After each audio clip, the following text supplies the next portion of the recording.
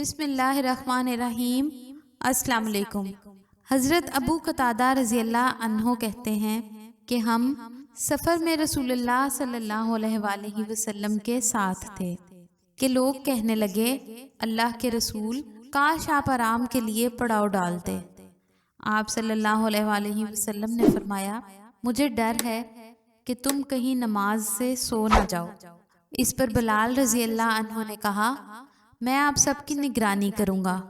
چنانچہ سب لوگ لیٹے اور سب سو گئے۔ بلال رضی اللہ عنہ نے اپنی پیٹھ اپنی سواری سے ٹیک لی اور وہ بھی سو گئے۔ رسول اللہ صلی اللہ علیہ وآلہ وسلم بیدار ہوئے تو سورج نکل چکا تھا۔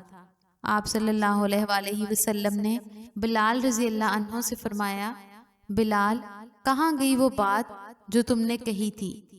بلال رضی اللہ عنہ نے عرض کیا، مجھ پر ایسی نیند جیسی اس بار ہوئی کبھی طاری نہیں ہوئی تھی۔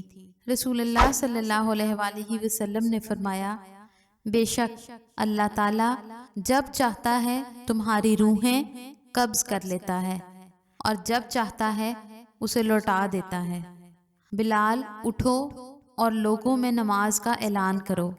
چنانچہ بلال کھڑے ہوئے اور انہوں نے اذان دی۔ پھر لوگوں نے وضو کیا۔ اس وقت سورج بلند ہو چکا تھا تو آپ کھڑے ہوئے اور آپ صلی اللہ علیہ وآلہ وسلم نے لوگوں کو نماز پڑھائی۔ حضرت سیدنا عمار رضی اللہ عنہ نے کہا کہ میں نے رسول اللہ صلی اللہ علیہ وآلہ وسلم سے سنا، فرماتے تھے، نہ داخل ہوگا کبھی وہ شخص دوزخ میں جس نے نماز ادا کی قبل طلوع آفتاب کے اور قبل غروب آفتاب کے، یعنی فجر اور عصر کی۔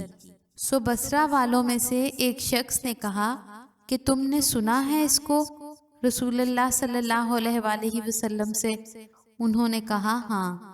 اس نے کہا، اور میں بھی گواہی دیتا ہوں کہ میں نے بھی سنا ہے اس کو رسول اللہ صلی اللہ علیہ وآلہ وسلم سے، سنا ہے میرے کانوں نے اور یاد رکھا ہے میرے دل نے۔